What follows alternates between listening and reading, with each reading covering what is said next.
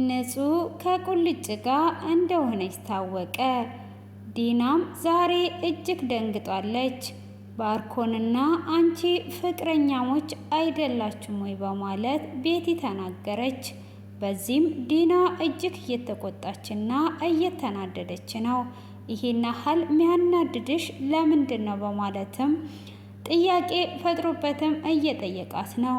ባርኮንም ቤቲን እንደወደዳት አይኖቹ ያስታውቃሉ። ዶክተር ርብቃም ከዚህ ጥፊ እዚህ እንዳመጪ በማለትም እየተናደደች ትገኛለች። ሰላም ጤና ይስጥልኝ የየሩስ ቤተሰቦች እንዴት ናችሁልኝ? ሁሉ ሰላም ጌታ ይመስገን፣ እኔ ጋር ሁሉ ሰላም ነው። ቀጣዩን ክፍል ይዤ ቀርብ ያለው እስከ መጨረሻ እንድትከታተሉኝ ስል በፍቅር ጋበዝኳችሁ። ስለምትከታተሉም እያመሰገንኩኝ ያለፈውን ክፍል ትንሽ ላስታውሳችሁ ማለት ነው።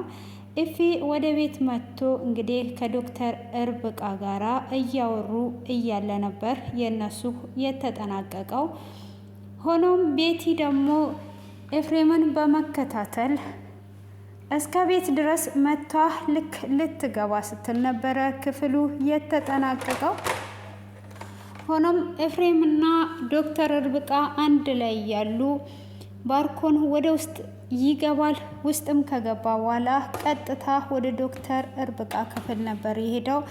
እሱም በሩን በመቀጥቀጥ ቁልፈሽ ምን እየሰራሽ ነው የምትገኙ በማለት ጥያቄ ያቀርባል።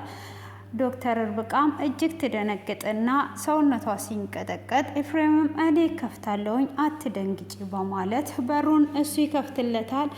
አጅሬው እዚህ ነው እንዲ ያለኸው ምን እየተካሄደ ነው ያለው በማለትም ይደነግጣል። ይሄን ያህል ባሪያ ካደረካት ወይ እንደዚህ የምትቆጣጠራት በማለትም ይናገረዋል። እሱም በሚናገረው ሰዓት አዎ ባሪያዬ ናት፣ እዚህ ቤት እስካለች ድረስ ማንም ማስገባት ማውጣት ማንፈቀድላት የኔ ባሪያ መሆኗን እንዳትረሳ በማለትም ሲለው ኤፍሬምም ተናዶ ይወጣል። ልክ ሲወጣ ቤቲን ያገኛታል ማለት ነው። ቤቲም ኢፌ እንዴት ነህ በማለት ሰላም ትለዋለች።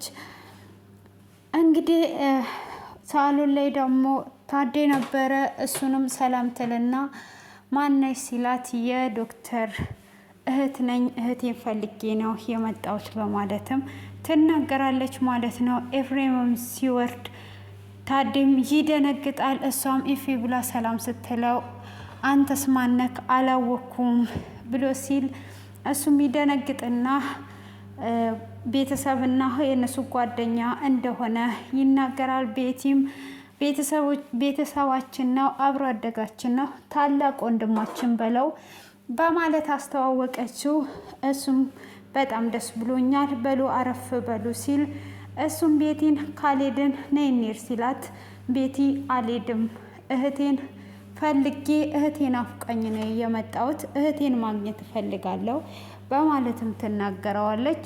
እሱም እሺ በቃ እህትሽን የምትፈልጊ ከሆነ ውጪ ታወሪያታለች ስል ውጪ አላወራትም እዚህ ነው ማውራት ትላለች። ዲናም በዚሁ መካከል እዚህ ቤት ውስጥ ምን እየተካሄደ ነው ያለው? እኛ ሳናቅ እዚህ ቤት ውስጥ ብዙ ሰው ነው ያለው ማለት ነው፣ ቤቱ ቁጥጥር እንደሌለው ነገር በማለትም ትቆጣለች ማለት ነው። በዛው መካከል ዶክተር ርብቃ ትመጣለች። ዶክተር ርብቃም እንደመጣች ምንድነው እሱ ቤቲ እዚህ ምን ትሰሪያለሽ ብላ ስትል እህቴ ናፍቀሽኝን የመጣሁት በማለት ምላሽ ትሰጣታለች። እሺ ነይ ከናፈቅሽኝ ውጪ እናውራ ስትላት በፍጹም ውጪ ማውራት አልፈልግም፣ እዚህ ጋ ነው ማውራት የምፈልገው ብላ ትላታለች።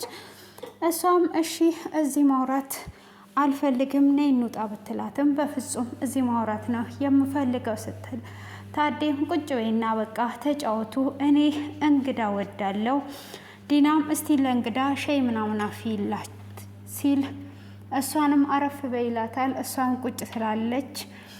ሰላም እየተባባሉ ቁጭ ብለው እያወሩ እያለ አንተ እኮ ታበዛዋለህ፣ ከመጠን በላይ አበዛከው፣ የመጣውን ሰው ሁሉ ቁጭ በሉ አስተናግዱ ትላለህ ስትል እውነትሽን ነው የኔ ውድ ሚስት፣ እውነትም አበዛዋለሁ እኮ ሚስቴ እንዳለችው አንቺ የኔ ሚስት ብቻ ሳትሆኝ የኔ ጀግና የኔ አካል ነሽ ብሎ ሚስቱን ማሞጋገስ ይጀምራል። በዛው መካከል እንግዲህ ቤቲ ዝም ማለት የማትችለዋ እንዴ ባለቤት ያንተ ባለቤት ናት ወይስ የሱ ፍቅረኛ ብላ ትጠይቃለች። ዲናም በዚህ መካከል እጅግ ትደነግጣለች። እኔ እኮ እንደዚህ ሳያችሁ አስተያየታችሁ፣ አይናችሁ፣ ሁለመናችሁ ፍቅረኛሞች ነበር የመሰላችሁኝ ስትል እንዴት ነው አንቺ አስተያየት ሰጪ? ማን አደረገሽ? ከመቼው መተሽ ነው አስተያየት የምትሰጪው? በማለት በቁጣ ትናገራለች።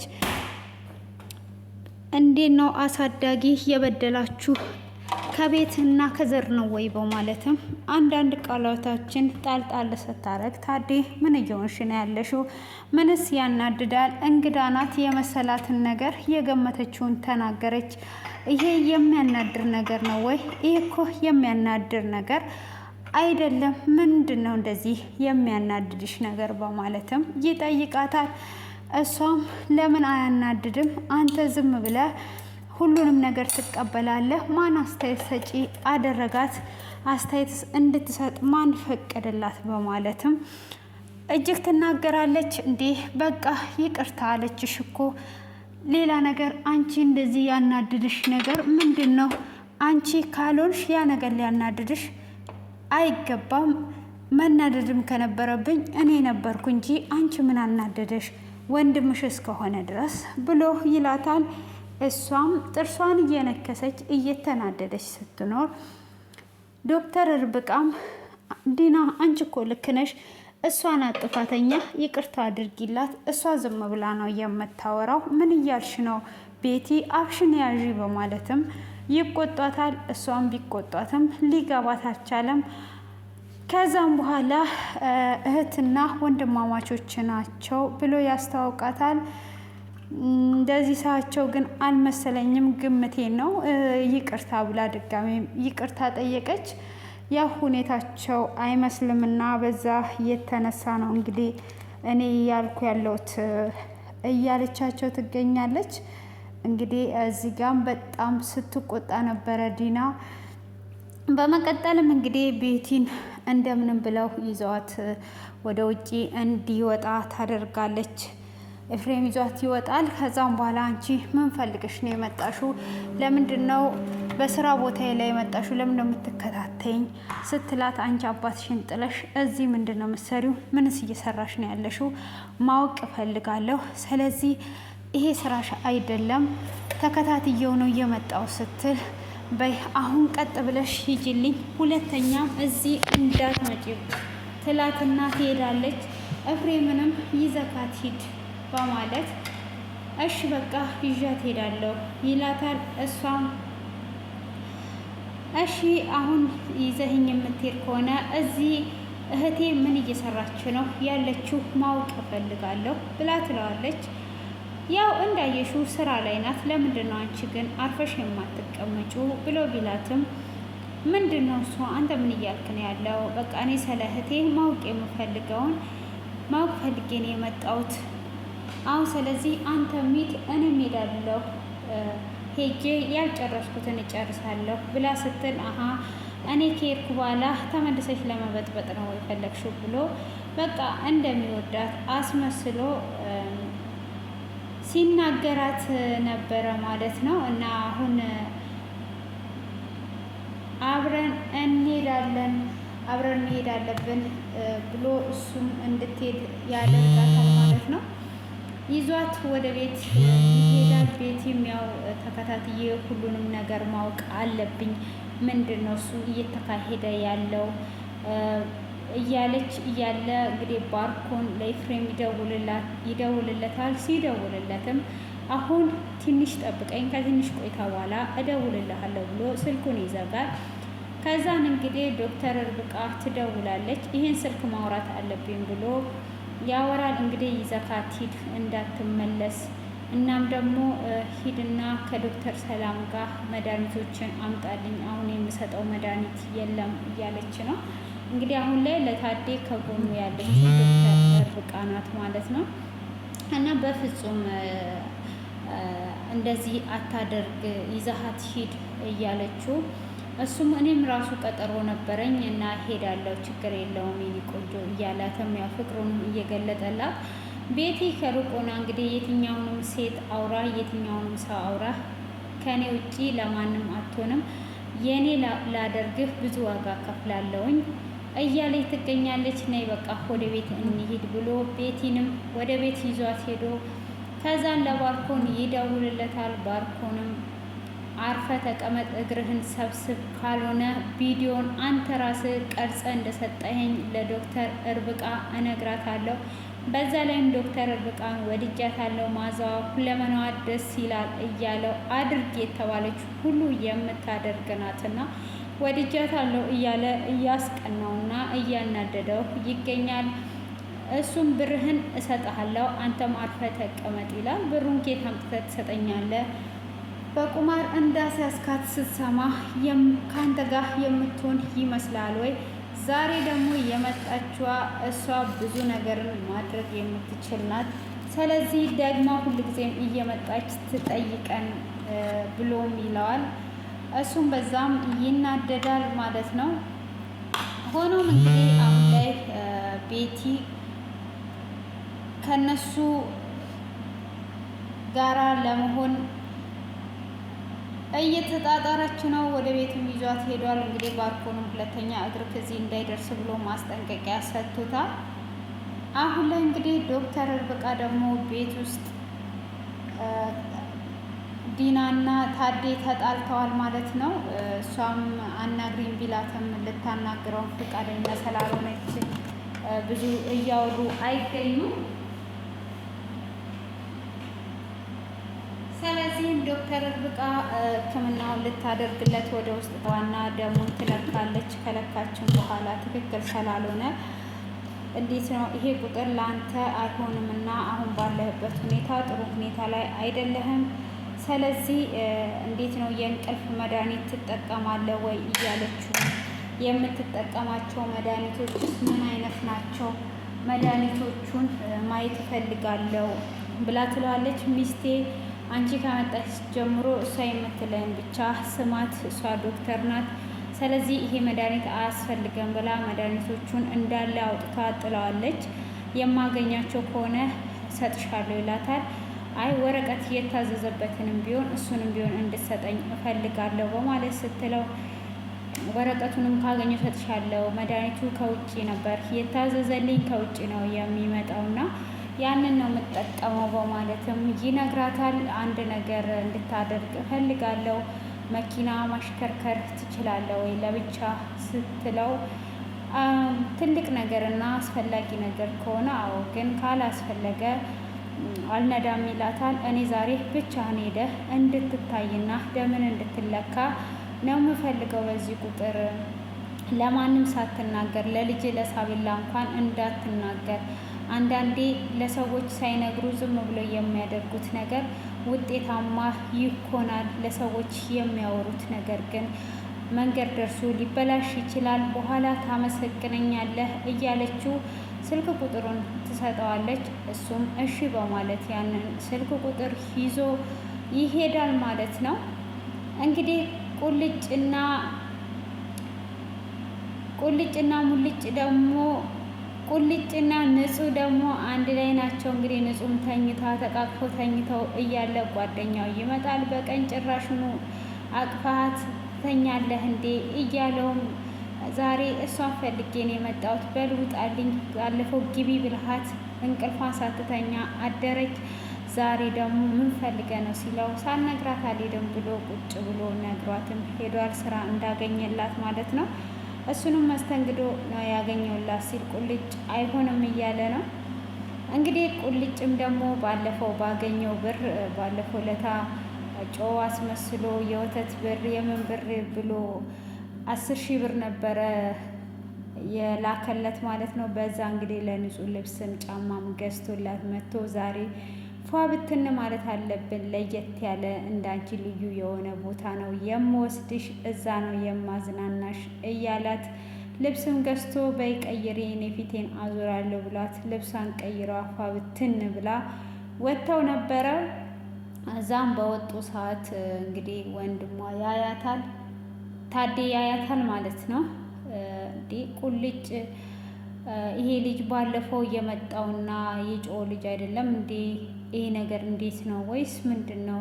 እኔ ንጹህን ምን አብድዬባት ነው ልትሸሸኝ የቻለችው? እንዴት እስከዚህ ልጅ ጋራ ሆነች? ይሄንን ለሱ ብላ ነው ወይ እኔን የተወችው? እኔ ምን በድያት ነው? እያለ ከሩቅ እያያቸው ነው ማለት ነው። እንግዲህ ንጹህንም እያዝናናት እያሽከረከራት እየተሸከማት ፏ ብትን ብለው ነበረ። እንግዲህ እዚህ ጋር በጣም ያሳዝናል ማለት ነው። እንግዲህ ወደዚህ ስንመለስ ደግሞ ዶክተር እርብቃ እንግዲህ አሁን ላይ መድኃኒቱን እንዴት አድርጌ ሰጥቼው እንዴት አድነዋለሁ ነው አሁን ላይ እየተጨነቀች ያለችው። እንግዲህ ባርኮንም ለምንድን ነው እንደዚህ የምትሆኙ? ጸባይሽን አስተካኪ፣ እንደዚህ ሆነሽማ ነገሮችን እንዳለ ታበላሻለሽ፣ ከታድጋለሽን ነገር አስተካኪ እያላት ይገኛል ማለት ነው። እንግዲህ በመቀጠል ደግሞ ሳቤላ ትምህርት ቤት ሄዷ ስትመጣ ገና በር ላይ ጠብቋት ነው እንዴት ነው የምትገቢው? ሰላም አትይኝም እንዴ? እያለች እየተቆጣቻት እያለ ባርኮን ይመጣል። ባርኮንም ከዚች ልጅ ላይ ያለሽን ነገር ቀንሺ፣ አሁን ላይ ጤነኛ አይደለችም፣ በትምህርቷም እንደ ድሮ አይደለም፣ በጣም ፈዟለች።